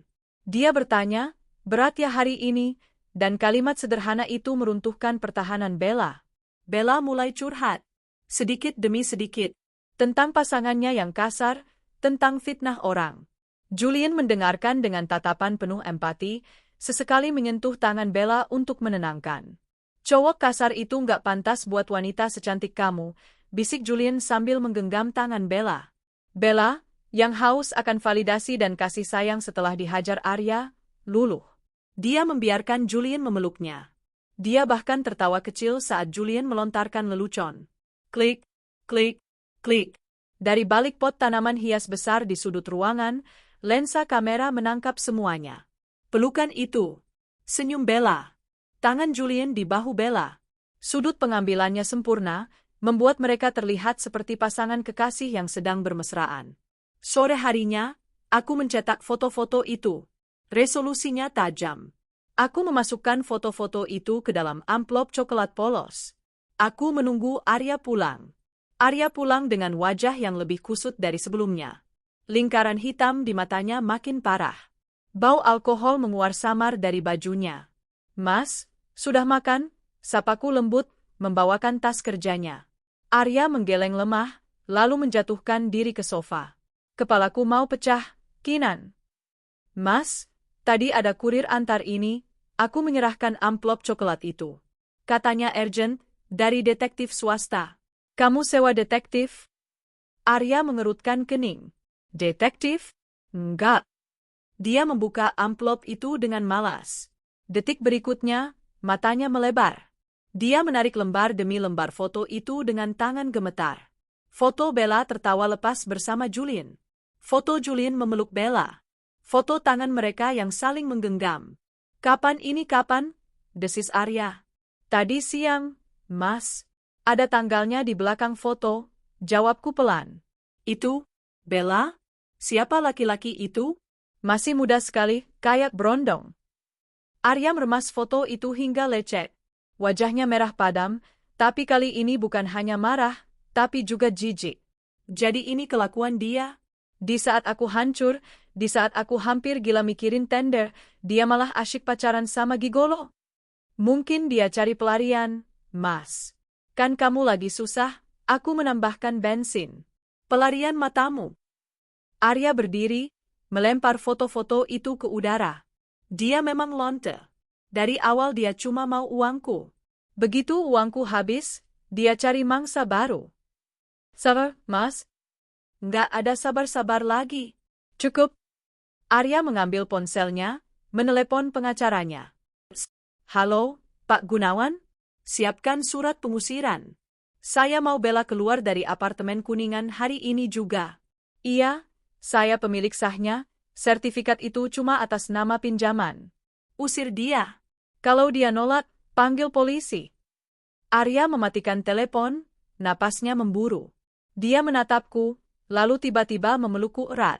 Dia menangis. Menangis seperti anak kecil. Maafin aku, Kinan. Maafin aku. Kamu benar. Cuma kamu yang tulus. Aku buta selama ini. Aku membiarkan dia memelukku. Aku menepuk-nepuk punggungnya, daguku bertumpu di bahunya. Di balik punggung Arya, bibirku menyunggingkan senyum dingin. Enggak apa-apa, Mas. Aku selalu di sini. Aku akan bantu kamu bereskan semuanya. Sementara itu, di seberang sana, ponselku bergetar. Satu pesan masuk dari Bella. Bella, Mbak Kinan, tolong aku. Arya mengusirku. Security apartemen menyeret barang-barangku keluar. Vino nangis terus. Tolong bicara sama Arya, Mbak. Aku membaca pesan itu, lalu mengetik balasan. Kinanti, sabar ya, Bel. Arya sedang emosi jiwa. Aku takut kalau aku bicara sekarang, dia malah makin nekat. Saranku, kamu pergi dulu ke tempat yang aman. Jauh dari sini. Arya sempat bilang dia mau lapor polisi soal kematian Daffa kalau kamu nggak pergi. Dia mulai curiga, Bel. Selamatkan dirimu dan Vino. Aku membayangkan wajah Bella saat membaca pesan itu. Ketakutan akan penjara pasti lebih besar daripada keinginannya untuk bertahan. Dia akan lari. Dan saat dia lari, dia akan menjadi buronan yang bersalah di mata semua orang. Aliansi dosa mereka telah resmi hancur. Arya membenci Bella. Bella takut pada Arya. Dan aku memegang kendali atas ketakutan mereka berdua. Sekarang, saatnya teror mental yang sesungguhnya. Hujan deras mengguyur Jakarta malam itu, seolah langit ikut menangis atau mungkin sedang mencuci dosa-dosa manusia di bawahnya. Namun, bagiku, hujan ini adalah tirai sempurna. Suara gemuruh petir akan menyamarkan jeritan, dan kegelapan akan menjadi panggung sandiwara terbaikku. Malam ini tepat 3 bulan sejak Daffa pergi. 3 bulan yang lalu, aku memeluk tubuh kakunya. Malam ini, aku akan membuat pembunuhnya memeluk ketakutan. Aku memarkirkan mobilku agak jauh dari sebuah rumah petak di gang sempit daerah pinggiran kota. Itu adalah tempat persembunyian Bella yang baru. Setelah diusir dari penthouse Kuningan, tanpa uang, dan dengan rasa takut yang kutanamkan bahwa Arya akan melapor polisi, Bella memilih bersembunyi di tempat kumuh ini. Ironis sekali, dari lantai marmer Italia ke lantai ubin retak berbau apek. Aku mengenakan jas hujan hitam, wajahku tertutup masker. Di tanganku, sebuah tablet mengendalikan mainan yang sudah kupasang siang tadi. Ya, siang tadi, saat Bella pergi ke warung untuk membeli mie instan, aku menyelinap masuk. Kunci rumah murahan itu sangat mudah dibobol. Di dalam rumah itu, aku telah memasang 3 buah speaker Bluetooth mini berkualitas tinggi. 1 di bawah sofa tua, 1 di atas lemari pakaian yang pintunya sudah miring, dan 1 lagi di celah ventilasi kamar mandi. Selain itu, aku juga merusak sedikit sekring listrik utama di luar rumah, memasang alat pengendali jarak jauh yang bisa mematikan dan menyalakan aliran listrik semauku. Bella ada di dalam. Aku bisa melihat bayangannya dari jendela yang tertutup gorden tipis. Dia sedang duduk memeluk lutut di kasur lantai, sementara Vino tertidur di sebelahnya. Aku menyentuh layar tabletku. Game on. Tahap 1, kegelapan. Aku menekan tombol cut off. Pet, lampu di rumah Bella padam seketika. Rumah-rumah tetangga masih terang benderang. Hanya rumah Bella yang gelap gulita. Aku mendengar suara Bella memekik kaget. Aduh, mati lampu lagi. Sialan. Dia terdengar menyalakan senter ponselnya. Cahaya putih bergoyang-goyang di dalam rumah. Vino bangun, nak. Mati lampu, suaranya bergetar. Tahap 2, pancingan. Aku menyalakan speaker di ventilasi kamar mandi. Volumenya kusetel rendah, samar-samar. Suara anak kecil menangis. Itu bukan suara Daffa. Itu sound efek horor biasa. Tapi bagi seorang ibu yang membunuh anak kecil, suara itu pasti terdengar sangat spesifik. Vino, kamu nangis? Tanya Bella. Hening. Vino masih tertidur. Siapa itu? Suara Bella mulai panik. Aku menekan tombol lagi. Kali ini suara tawa anak kecil. Tawa yang menggema, diputar dari speaker di atas lemari. Siapa di sana? Teriak Bella. Tahap 3, hantu Daffa. Kini saatnya menu utama. Aku memutar file audio yang sudah kuedit dengan rapi. Suara Daffa yang kuambil dari video-video lama di ponselku. Ma? Suara itu keluar dari bawah sofa tempat Bella duduk. Jernih. Lirih. Menyakitkan. Bella menjerit dan melompat menjauh dari sofa. Siapa? Sakit, ah? Daffa? Bella terisak. Enggak mungkin. Daffa sudah mati. Pergi. Vino terbangun karena teriakan ibunya. Emma? Mama kenapa? Gelap, ah? Bella memeluk Vino erat-erat. Diam, Vino. Ada hantu. Ada hantu Daffa. Hantu? Vino mulai menangis ketakutan. Aku menaikkan volume. Sekarang, aku memutar rekaman suara dari CCTV sekolah. Suara Bella sendiri.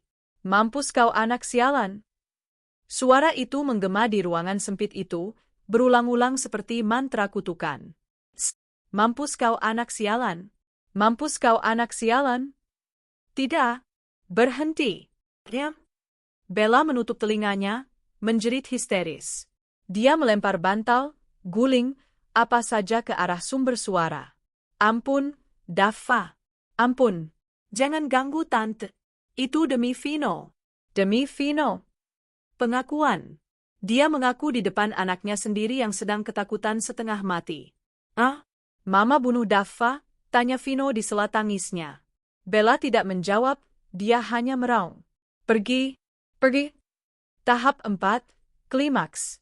Aku membuat lampu menyala berkedip-kedip cepat seperti lampu disko horor strobe light. Dan bersamaan dengan itu, aku memutar suara jeritan Daffa saat jatuh. Suara gedebuk keras. Bella benar-benar kehilangan akalnya. Dia berlari ke pintu, menggedor-gedor ingin keluar, tapi pintu macet, aku sudah mengganjalnya dari luar dengan balok kayu kecil. Tolong, tolong. Arya tolong aku. Kinanti tolong.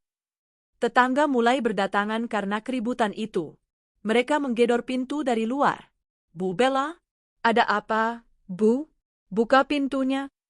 Aku dengan cepat mematikan semua speaker, menyalakan listrik kembali normal, dan mencabut ganjalan pintu saat tetangga mulai ramai.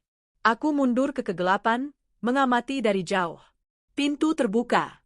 Bella menghambur keluar dengan rambut acak-acakan, mata melotot, memeluk Vino yang menangis. Ada hantu.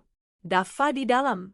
Daffa mau bunuh saya, teriaknya pada Pak RT yang datang. Warga saling pandang. Hantu apa, Bu? Lampunya nyala kok. Nggak ada siapa-siapa. Ada. Tadi ada suara saya. Suara dia. Bella meracau. Saat itulah, sebuah mobil mewah berhenti di depan kerumunan. Arya turun. Aku sudah mengirim pesan padanya 30 menit lalu. Mas, tolong cek rumah kontrakan di Jalan Mawar nomor 4. Ada laporan keributan, katanya Bella mau bunuh diri bersama Vino. Arya membelah kerumunan. Dia melihat Bella yang berantakan, meracau tentang hantu. Bella, bentak Arya. Bella menoleh. Mas Arya? Mas, tolong. Daffa hantuin aku. Rumah ini ada setannya. Arya menatap sekeliling. Rumah itu terang, tenang, dan warga menatap Bella seperti melihat orang gila. Kamu pakai narkoba ya? Tuduh Arya dingin. Enggak, Mas. Sumpah. Tadi ada suara? Cepet. Arya menarik Vino dari pelukan Bella. Vino langsung memeluk kaki ayahnya, merasa lebih aman. Kamu sudah gila, Bel. Stres karena miskin, terus halusinasi. Kamu bahayain Vino. Arya menggendong Vino. Jangan ambil anakku. Vino. Bella mencoba merebut, tapi Arya mendorongnya hingga jatuh ke tanah becek. Mulai malam ini, Vino ikut aku. Aku akan masukkan dia ke asrama sekolah yang ketat. Dia nggak aman sama ibu gila kayak kamu, ucap Arya tegas. Mas, jangan. Dia nyawaku, Mas. Bella merangkak, memegangi celana Arya. Arya menepisnya dengan jijik. Nyawa? Kamu bahkan nggak bisa bedain kenyataan sama halusinasi.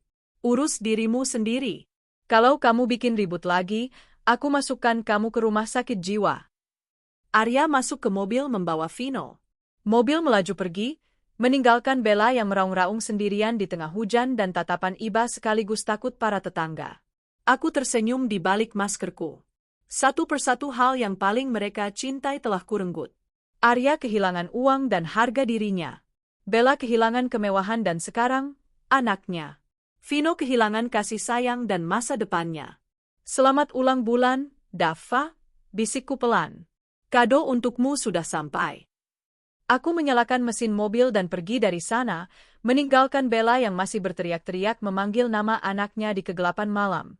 Teror fisik mungkin sudah berakhir malam ini, tapi teror di dalam kepala Bella baru saja dimulai. Dia akan hidup setiap detik dengan ketakutan bahwa suara itu akan kembali. Dan ketakutan itu akan membusukkan jiwanya perlahan-lahan. Hotel Grand Mulia malam itu tampak gemerlap. Lampu gantung kristal di ballroom utama memantulkan cahaya ke segala penjuru, menerangi ratusan tamu undangan yang hadir dengan pakaian terbaik mereka.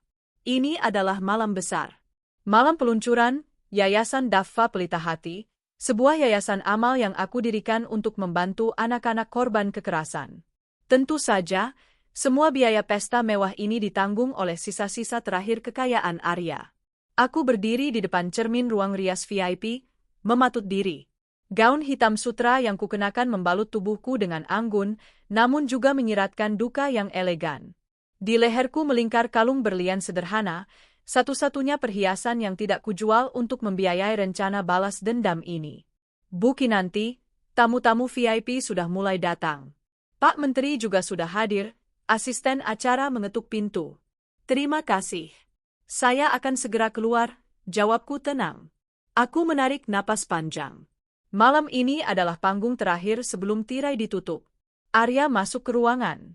Dia mengenakan tuxedo hitam, tapi wajahnya tidak bisa menipu. Dia terlihat lelah, lebih tua 10 tahun dari usianya. Lingkaran hitam di bawah matanya semakin jelas. Sejak Vino masuk asrama dan bisnisnya hancur, dia seperti mayat hidup yang berjalan. Kamu yakin ini perlu, Kinan? Tanyanya dengan suara parau. Uang kita sudah menipis. Pesta semewah ini. Perlu, Mas? Potongku lembut sambil merapikan dasi kupu-kupunya. Ini satu-satunya cara mengembalikan nama baik keluarga Wiguna. Kalau kita tunjukkan kepedulian sosial, investor mungkin akan kembali percaya padamu. Anggap ini investasi terakhir. Arya mengangguk pasrah. Dia sudah tidak punya daya untuk membantah. Dia bergantung padaku sepenuhnya. Ayo, kita sambut tamu-tamu, ajakku, menggandeng lengannya. Kami berjalan keluar. Kilatan lampu kamera wartawan langsung menyambut kami. Aku tersenyum ramah, memainkan peran istri setia yang mendukung suami di masa sulit. Namun, mataku mencari seseorang di antara kerumunan. Dan di sanalah dia. Bella. Dia datang. Dia mengenakan gaun merah marun yang agak lusuh, mungkin gaun lama yang tersisa. Wajahnya tegang, matanya liar bergerak ke sana kemari seperti hewan buruan yang masuk perangkap. Aku yang mengundangnya. 2 hari lalu, aku mengirim pesan padanya lewat nomor anonim. Datang ke acara Yayasan Daffa di Hotel Grand Mulia. Temui Kinanti di ruang tunggu VIP. Jam 8 malam. Dia punya dokumen penyelesaian. Jika kamu tanda tangan, dia akan berikan uang pesangon 500 juta dan tiket pesawat ke luar negeri. Ini kesempatan terakhirmu kabur sebelum polisi menangkapmu. Bella, yang sudah putus asa dan miskin, memakan umpan itu bulat-bulat. Aku memberi isyarat pada kepala keamanan, orang bayaranku, untuk membiarkan Bella masuk tapi mengawasinya ketat. Acara dimulai dengan pidato pembukaan. Arya naik ke podium, membacakan teks yang sudah kusiapkan dengan suara datar tanpa jiwa. Tepuk tangan sopan terdengar. Lalu giliran aku. Terima kasih, suaraku bergetar, dibuat-buat. Malam ini bukan hanya tentang amal. Malam ini tentang mengenang putra tercinta kami, Daffa. Kepergiannya mengajarkan kami bahwa hidup itu rapuh. Tapi kebenaran itu abadi. Aku menatap lurus ke arah Bella yang berdiri di pojok ruangan dekat pintu keluar darurat. Dia menatapku penuh harap, menunggu janji uang itu. Sebagai penutup, saya ingin mempersembahkan sebuah video kenangan. Video ini berisi momen-momen indah Daffa semasa hidup, agar kita semua ingat betapa cerianya dia. Lampu ballroom dipadamkan. Layar besar di panggung menyala. Musik piano sedih mengalun. Foto-foto Daffa saat bayi, saat belajar jalan, saat memenangkan lomba matematika, muncul bergantian. Terdengar isak tangis dari beberapa tamu wanita. Arya menunduk, bahunya berguncang. Dia benar-benar sedih melihat wajah anaknya. Video berlanjut. Daffa tersenyum, melambaikan tangan ke kamera. Lalu glitch, layar berkedip sebentar, seolah ada gangguan teknis. Musik piano berhenti mendadak, digantikan oleh suara desi statis yang tajam. Set, set. Gambar di layar berubah. Bukan lagi Daffa. Itu Vino. Vino yang sedang tertidur di sofa ruang tengah rumahku beberapa minggu yang lalu saat aku memberinya bekal spesial yang mengandung obat tidur dosis tinggi. Dalam rekaman itu, Vino gelisah dalam tidurnya, berkeringat dingin. Kamera menyorot wajah Vino secara close-up. Suara Vino terdengar, serak dan seperti orang mengigau, tapi kata-katanya jelas karena aku menggunakan mikrofon berkualitas tinggi saat merekamnya. Mam? Hening di seluruh ruangan. Semua mata tertuju pada layar. Mama jahat. Mama dorong Daffa. Penonton mulai berbisik-bisik. Vino takut. Mama dorong Daffa di pagar. Daffa. Mama bilang, biar Vino jadi kaya, biar Vino jadi pewaris. Daffa mati. Mama senyum. Video berhenti. Layar menjadi hitam. Hening. Keheningan yang lebih memekakkan telinga daripada ledakan bom. 1 detik. 2 detik. Itu bohong. Teriakan itu memecah kesunyian. Bella berlari ke tengah ruangan, wajahnya pucat pasi namun matanya nyalang karena panik. Itu rekayasa. Itu video editan. Kinanti memfitnah saya, jerit Bella, menunjuk-nunjuk ke arahku di panggung. Tamu-tamu undangan mundur, memberi jarak pada wanita yang tampak histeris itu. Bisik-bisik berubah menjadi keriuhan. Dia gila. Dia yang racuni anak saya supaya ngomong begitu. Bella terus meracau, mencoba membela diri, tapi kepanikan di wajahnya justru mengonfirmasi segalanya. Arya berdiri kaku di samping podium. Wajahnya seputih kapas. Dia menatap layar hitam itu, lalu menatap Bella. Potongan-potongan puzzle di kepalanya akhirnya menyatu. Kecelakaan itu. CCTV yang rusak. Buku matematika berdarah. Teror hantu. Dan sekarang pengakuan anaknya sendiri. Bella? Suara Arya terdengar lirih, tapi mengerikan. Mas, jangan percaya. Vino itu migau. Dia sakit. Bella berlari mendekati Arya, mencoba meraih tangannya. Arya mundur selangkah, menepis tangan Bella kasar. Jadi benar? Kamu membunuh anakku? Enggak, Mas. Spa? Pembunuh? Tiba-tiba aku menjerit. Aku memainkan kartu terakhirku. Aku memegang dadaku, wajahku kupasang ekspresi syok maksimal, seolah aku baru saja mengetahui hal ini bersamaan dengan mereka. Kamu bunuh Daffa? Kamu bunuh anakku, teriakku histeris, lalu tubuhku limbung. Aku menjatuhkan diri ke lantai panggung dengan dramatis. Kinan! Arya berteriak, langsung berlutut memelukku. Panggil dokter. Panggil polisi, seru seseorang di kerumunan. Kekacauan pecah. Wartawan berebut mengambil foto. Lampu flash menyambar-nyambar seperti kilat. Bella terpojok. Dia melihat sekeliling. Tatapan jijik, marah, dan tuduhan mengarah padanya dari ratusan pasang mata. Tidak ada jalan keluar. Janji uang 500 juta itu hanyalah ilusi. Yang ada di depannya kini hanyalah jeruji besi. Dia mencoba lari ke pintu keluar, tapi 2 petugas keamanan bertubuh besar sudah menghadangnya. Lepaskan saya. Saya tidak bersalah. Bella meronta-ronta saat diseret keluar ruangan, teriakannya menggema di lorong hotel mewah itu. Di pelukan Arya, aku memejamkan mata. Di balik pingsanku, aku mendengarkan detak jantung Arya yang berpacu liar karena syok dan hancur. Malam ini, nama baik keluarga Wiguna tidak pulih. Justru hancur berkeping-keping menjadi skandal nasional. Dan di atas puing-puing kehancuran itu, aku tersenyum dalam hati. Jebakan sang ratu telah menutup mangsanya dengan sempurna. Pagi setelah pesta di Hotel Grand Mulia itu, matahari terbit seperti biasa, namun bagiku, cahayanya terasa berbeda. Lebih tajam, lebih bersih. Mungkin karena awan hitam kebohongan yang selama ini menutupi langit rumah tanggaku sudah mulai tersapu badai semalam. Aku terbangun di ranjang rumah sakit VIP. Arya duduk di kursi samping, kepalanya tertunduk, memegang tanganku. Dia belum ganti baju. Tuksedonya sudah kusut, dasi kupu-kupunya hilang. Kinem? Bisiknya saat melihat mataku terbuka. Syukurlah kamu sadar. Mas? Suaraku lemah. Semalam itu mimpi kan? Bella, dia nggak mungkin. Arya menggeleng. Air mata menetes dari matanya yang merah. Itu nyata, Kinan. Wanita iblis itu, dia membunuh Daffa. Polisi sudah menahannya semalam. Aku menutup wajahku, pura-pura menangis. Tapi di balik telapak tanganku, aku tersenyum puas. Bella sudah tamat. Sekarang giliranmu, Arya. Mas, aku takut. Isaku. Bagaimana kalau dia lepas? Dia punya uang, kamu pernah kasih dia banyak uang kan? Nggak akan, suara Arya mengeras. Aku akan pastikan dia membusuk di penjara. Aku akan sewa pengacara terbaik untuk menuntutnya. Aku akan habiskan semua uangku untuk menghancurkan dia. Bagus, pikirku. Habiskan uangmu, Mas. Karena sebentar lagi, kamu memang tidak akan punya apa-apa. Siang harinya, aku diperbolehkan pulang. Dokter bilang itu hanya syok ringan. Sesampainya di rumah, Arya langsung sibuk menelepon pengacara dan kolega bisnisnya, mencoba mengklarifikasi skandal semalam. Tapi percuma. Berita sudah menyebar. Skandal pembunuhan di pesta amal. Istri siri pengusaha ternama diduga bunuh anak tiri demi warisan.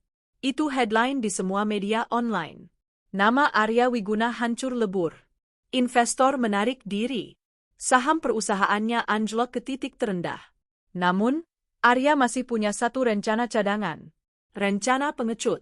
Malam itu, aku melihatnya mengemasi tas besar di ruang kerja. Dia memasukkan paspor, dokumen tanah, dan beberapa batang emas batangan yang dia simpan di brankas rahasia. Mas, kamu mau kemana? Tanyaku, berdiri di ambang pintu. Arya terlonjak. Dia menyembunyikan paspor di balik punggungnya. Kinan, aku harus pergi sebentar. Urusan bisnis mendadak di Singapura. Investor di sana mau ketemu. Sekarang? Di saat genting begini? Justru karena genting, aku harus selamatkan aset kita. Kamu di sini saja ya, jaga rumah. Nanti kalau sudah aman, aku jemput kamu. Bohong. Dia mau kabur.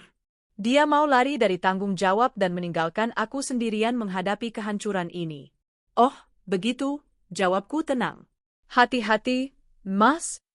Arya mencium keningku sekilas, ciuman perpisahan yang dingin, lalu bergegas keluar menuju mobilnya.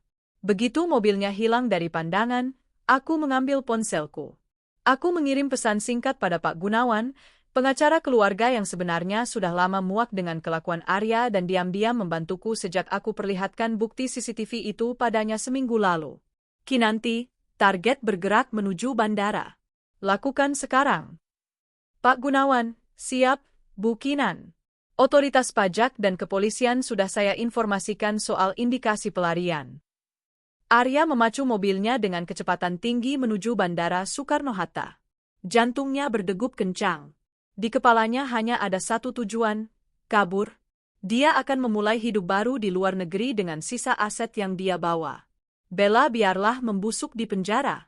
Kinanti, Kinanti wanita yang baik, dia pasti bisa bertahan hidup sendirian. Arya mencoba menipu nuraninya sendiri. Dia sampai di terminal keberangkatan internasional.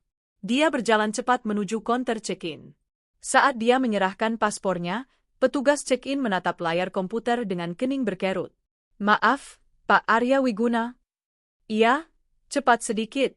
Saya buru-buru, bentak Arya. Mohon maaf, Pak. Ada red notice di sistem kami. Bapak dicekal untuk bepergian ke luar negeri. Apa? Arya menggebrak meja. Jangan sembarangan. Saya pebisnis terhormat. Siapa yang cekal? Pihak Dirjen Pajak dan Kepolisian, Pak. Sebelum Arya sempat protes lagi, dua petugas berseragam polisi dan dua orang berpakaian sipil, petugas pajak, menghampirinya. Selamat malam, Pak Arya Wiguna. Kami dari tim penyidik gabungan, kata salah satu petugas pajak sambil menunjukkan lencana. Bapak ditahan atas dugaan penggelapan pajak korporasi senilai 50 miliar rupiah dan indikasi pencucian uang. Ini salah paham. Saya mau telepon pengacara saya. Arya mundur, wajahnya pucat pasi. Silakan, Pak. Tapi Bapak harus ikut kami ke kantor sekarang. Arya mencoba merogoh saku jasnya untuk mengambil ponsel. Namun, saat itulah dia melihat notifikasi yang baru masuk di layar ponselnya. Sebuah email masuk. Dari alamat anonim yang sangat dia kenal belakangan ini. Nemesis. Subjek, selamat menikmati kehancuran. Isi, Mas Arya, jangan cari pengacaramu. Pak Gunawan ada di pihakku. Jangan cari uangmu, semua rekeningmu di Swiss dan Cayman Island sudah kubukukan lewat laporan audit forensik yang kukirim kemarin. Kamu tidak punya apa-apa lagi. Nikmati penjara barumu. Salam, istrimu yang bodoh. Dunia Arya berputar. Kakinya lemas. Ponsel mahalnya jatuh ke lantai marmer bandara, retak 1000. Keenan? Desisnya tak percaya. Dia tidak melawan saat petugas memborgol tangannya. Dia diseret keluar terminal, disaksikan ratusan calon penumpang yang mengenali wajahnya dari berita viral pagi ini. Kilatan kamera ponsel orang-orang merekam momen kehancuran sang pengusaha arogan. Sementara itu, di sel tahanan sementara Polda Metro Jaya, Bella duduk di pojok sel yang dingin dan bau pesing. Gaun merah marunnya sudah kotor dan robek. Rambutnya kusut masai. Matanya kosong menatap dinding. "Daffa, jangan ganggu tante." Gumamnya berulang-ulang, menggoyangkan badannya ke depan dan belakang. "Tante cuma mau Vino kaya, bukan mau bunuh kamu." Pintu sel terbuka. Seorang polwan masuk membawa nampan makanan. "Makan dulu," kata polwan itu ketus. Bella mendongak. "Mana Arya? Arya janji mau jemput saya. Dia sayang sama saya." Polwan itu tertawa sinis. "Arya? Suami siri kamu itu? Dia baru saja ditangkap di bandara. Mau kabur ninggalin kamu. Sekarang dia ada di sel blok sebelah." Mata Bella melebar. "Ditangkap? Kabur?" "Iya. Kalian berdua sama saja. Pasangan kriminal." Sesuatu meledak di dalam otak Bella. Harapan terakhirnya, bahwa Arya akan menyelamatkannya, musnah seketika. Cinta yang dia agung-agungkan ternyata palsu. Arya hendak membuangnya seperti sampah. "Bangsat," jerit Bella. Dia melempar nampan makanan itu ke arah polwan. "Lepasin saya. Saya mau ketemu Arya. Saya mau bunuh dia." Bella mengamuk. Butuh 3 petugas untuk menahannya dan menyuntikkan obat penenang. Esok paginya, aku datang ke kantor polisi. Bukan sebagai tersangka, tapi sebagai saksi korban sekaligus istri yang prihatin. Aku mengenakan baju putih sederhana, wajah tanpa make-up yang membuatku terlihat pucat dan sedih. Wartawan sudah menunggu di depan. "Bu Kinanti, bagaimana tanggapan Ibu soal penangkapan suami Ibu? Apa Ibu tahu soal penggelapan pajak itu? Benarkah Ibu yang melaporkan mereka?" Aku berhenti sejenak di depan kerumunan wartawan. Aku menunduk, lalu menatap kamera dengan mata berkaca-kaca. Saya hanya ingin keadilan untuk Daffa," ucapku lirih. "Siapapun yang bersalah, meskipun itu suami saya sendiri, harus bertanggung jawab. Saya serahkan semuanya pada hukum." Aku masuk ke dalam. Di ruang interogasi, aku meminta izin untuk bertemu Arya sebentar. Polisi mengizinkan karena aku adalah pelapor yang kooperatif atas nama whistleblower. Arya duduk di kursi besi, tangannya terborgol di meja. Dia terlihat hancur. Saat melihatku masuk, matanya menyala dengan campuran amarah dan kebingungan. "Kenapa, Kinan?" tanyanya serak. "Kenapa kamu lakukan ini? Aku suamimu. Aku kerja keras buat kita." Aku duduk di hadapannya, menatapnya datar. Topeng istri penurutku sudah kulepas sepenuhnya. "Kerja keras?" tanyaku dingin. "Kamu kerja keras menipu orang, menyuap pejabat, dan membiayai pelacurmu itu pakai uang sekolah anak kita. Itu yang kamu sebut kerja keras?" "Aku hilaf, Kinan. Tapi aku nggak bunuh Daffa. Bella yang bunuh." "Aku tahu," jawabku tenang. "Tapi kamu yang menutupinya. Kamu yang menekan kepala sekolah untuk hapus CCTV. Kamu yang membiarkan pembunuh anakku berkeliaran bebas dan hidup mewah di penthouse. Bagiku, kamu sama saja membunuh Daffa untuk kedua kalinya." Arya terdiam. Dia tidak bisa menyangkal. "Dan soal Nemesis?" Arya menatapku tajam. "Itu kamu?" Aku tersenyum tipis. "Siapa lagi? Istri bodoh yang cuma bisa masak dan dandan ini ternyata bisa audit laporan keuanganmu lebih teliti daripada akuntan mahalmu, Mas." Arya tertawa getir. Tawa orang yang sudah kalah telat. "Kamu hebat, Kinan." "Aku meremehkanmu." "Kamu bukan meremehkanku, Mas. Kamu tidak pernah menganggapku ada. Kamu terlalu sibuk dengan egomu sendiri." Aku berdiri. "Nikmati waktumu di sini. Jangan harap ada pengacara yang mau belain kamu. Semua asetmu disita negara. Kamu miskin, Mas. Dan sendirian." Aku berjalan menuju pintu. Kinan, panggil Arya putus asa. Vino, bagaimana Vino? Dia anakku juga? Aku berhenti tanpa menoleh. Vino? Dia di asrama negara sekarang. Dinas sosial yang urus. Mungkin itu lebih baik daripada diasuh oleh bapak koruptor dan ibu pembunuh. Aku keluar dari ruangan itu, meninggalkan Arya yang menangis meraung-raung memanggil namaku. Di koridor, aku berpapasan dengan Bella yang sedang digiring menuju ruang pemeriksaan psikologis. Dia memakai baju tahanan oranye. Saat melihatku, dia berhenti. Matanya melotot gila. Mbak Kinan? Desisnya. Kamu menang. Aku menatapnya dari ujung kaki ke ujung kepala. Tidak ada rasa kasihan. Bukan menang, Bel, jawabku pelan. Aku cuma mengambil sampah yang kalian buang ke wajahku dan mengembalikannya ke tempat semestinya. Bella tertawa cekikikan, tawa yang membuat bulu kuduk berdiri, lalu diseret pergi oleh petugas. Aku berjalan keluar dari kantor polisi itu. Matahari bersinar terik di luar. Langit biru cerah. Mobilku terparkir di halaman. Di kursi penumpang, ada sebuah kotak kecil. Cincin kawinku. Aku menyalakan mesin. Tujuanku selanjutnya adalah makam Daffa. Semuanya sudah selesai. Harta mereka, harga diri mereka, kebebasan mereka, bahkan kewarasan mereka. Semuanya sudah hancur. Kehancuran total sang suami dan gundiknya kini menjadi tontonan nasional. Dan sutradaranya adalah seorang ibu yang kehilangan anaknya. 2 bulan kemudian, gedung Pengadilan Negeri Jakarta Selatan dipenuhi oleh lautan manusia. Spanduk-spanduk menuntut keadilan untuk Daffa terbentang di mana-mana. Kasus ini telah menjadi sorotan nasional, bukan hanya karena melibatkan pengusaha kaya, tetapi karena kekejaman seorang ibu tiri yang tega membunuh anak demi ambisi. Aku duduk di barisan depan ruang sidang, mengenakan pakaian serba hitam. Di sebelahku duduk Pak Gunawan dan Bu Rini, guru Daffa yang menjadi saksi kunci. Hadirin dimohon berdiri, suara panitera menggema.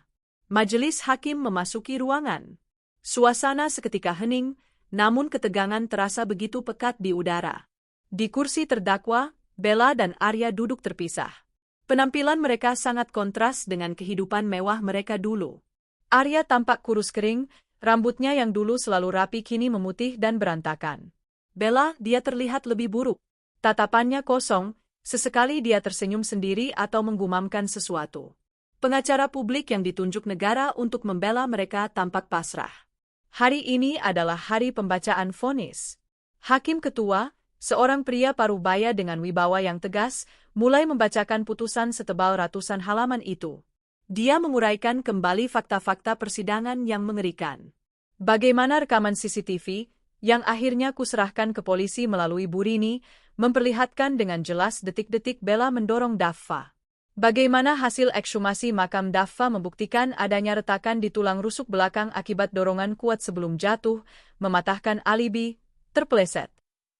Bagaimana aliran dana dari rekening Arya membuktikan upaya penyuapan dan pencucian uang. Aku mendengarkan semuanya tanpa ekspresi. Hatiku sudah beku. Menimbang bahwa perbuatan terdakwa 1, Isabella Putri, dilakukan secara sadar, terencana, dan didasari oleh motif keserakahan untuk menguasai harta warisan, serta dilakukan terhadap anak di bawah umur yang seharusnya dilindungi. Hakim menarik napas panjang. Maka, majelis hakim memutuskan, menjatuhkan pidana kepada terdakwa 1, Isabella Putri, dengan pidana penjara seumur hidup. Tok, ruang sidang meledak. Sorak-sorai pengunjung menggema. Allahu Akbar. Keadilan ditegakkan. Teriak seseorang. Bella tidak bereaksi. Dia hanya menatap lurus ke depan, ke arahku, lalu tersenyum miring.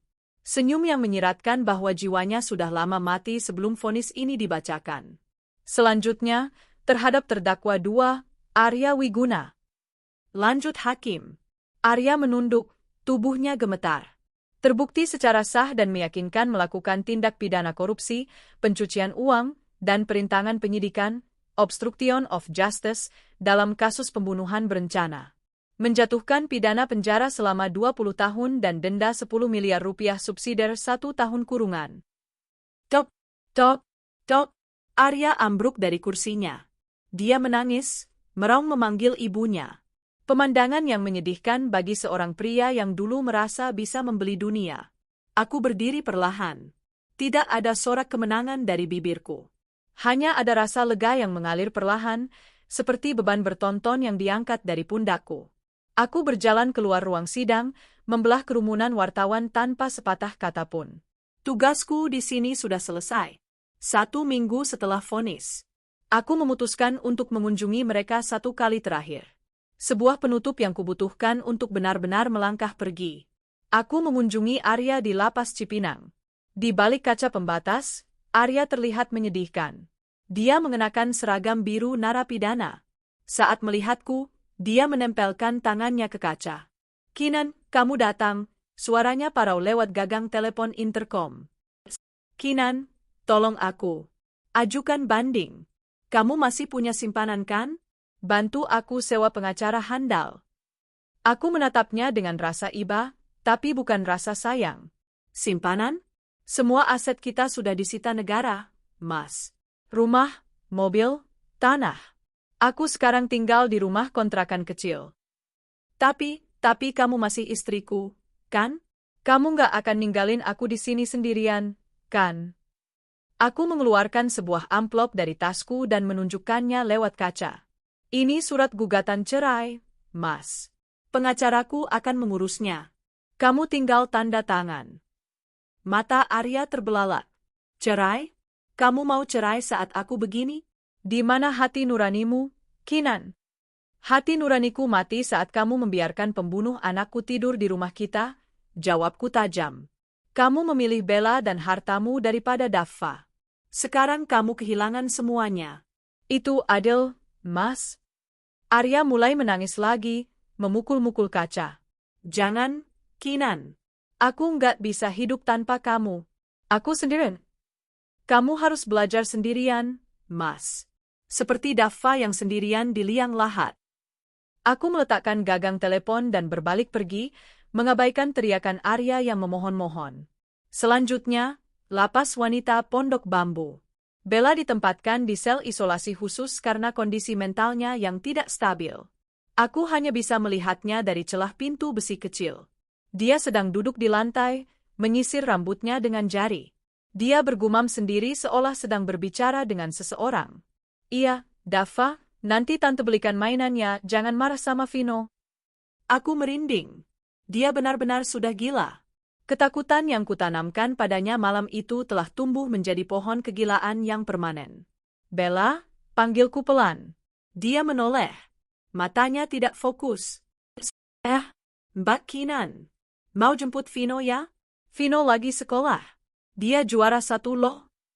Aku menghela napas. Tidak ada gunanya bicara padanya. Balas dendamku sudah lebih dari cukup. Dia terpenjara dalam 2 sel sekaligus, sel besi penjara dan sel pikirannya sendiri. "Selamat tinggal, Bella," bisikku. 1 tahun kemudian. Angin sore berhembus lembut di pemakaman umum yang tenang itu. Rumput di atas makam Daffa tumbuh subur dan hijau. Bunga-bunga matahari yang kutanam di sekeliling nisannya sedang mekar, kuning cerah seperti senyum Daffa. Aku berlutut di samping nisan marmer hitam itu, mengusap nama yang terukir di sana dengan ujung jariku. Ananda Daffa Wiguna binti Arya Wiguna. "Hai, sayang," sapaku lembut. "Ibu datang." Aku meletakkan sebuket bunga sedap malam segar. Wanginya langsung memenuhi udara. "Maaf, ibu baru datang lagi. Ibu sibuk mengurus sekolah barumu," ceritaku antusias. "Iya, nak. Uang hasil penjualan perhiasan terakhir ibu pakai untuk bangun rumah belajar Daffa. Sekolah gratis buat anak-anak jalanan yang pintar matematika kayak kamu. Muridnya sudah banyak, loh." Aku tersenyum, membayangkan wajah Daffa yang pasti bangga. Lalu, aku merogoh saku bajuku. Aku mengeluarkan sebuah cincin emas putih polos. Cincin kawinku dengan Arya. Benda terakhir yang masih mengikatku pada masa lalu yang kelam itu. Gugatan ceraiku sudah dikabulkan pengadilan sebulan yang lalu. Secara hukum dan agama, aku sudah bebas. Aku menggenggam cincin itu erat-erat, lalu meletakkannya perlahan di atas gundukan tanah makam. "Ibu tinggalkan ini di sini ya, nak." Sebagai tanda bahwa ibu sudah tidak terikat lagi dengan rasa sakit itu. Ayahmu sudah membayar dosanya. Bella juga. Sekarang giliran ibu untuk hidup. Aku bangkit berdiri, membersihkan tanah dari lutut rokku. Langit di atas berwarna jingga kemerahan, sangat indah. Seekor kupu-kupu kuning terbang melintas, hinggap sebentar di nisan Daffa, lalu terbang lagi berputar-putar di sekelilingku sebelum akhirnya terbang tinggi ke angkasa. Air mata menetes di pipiku, tapi kali ini rasanya hangat. Bukan air mata duka, tapi air mata rindu yang damai. Terbanglah yang tinggi, nak. Ibu sudah ikhlas. Aku membalikkan badan dan melangkah keluar dari area pemakaman. Langkahku terasa ringan. Di gerbang pemakaman, taksi pesananku sudah menunggu. Aku membuka pintu taksi, menatap langit sekali lagi, dan tersenyum. Pak, ke rumah belajar Daffa ya, kataku mantap. Mobil melaju membelah jalanan Jakarta. Meninggalkan masa lalu di belakang, menuju masa depan di mana aku bukan lagi korban, bukan lagi pendendam, melainkan seorang wanita yang merdeka.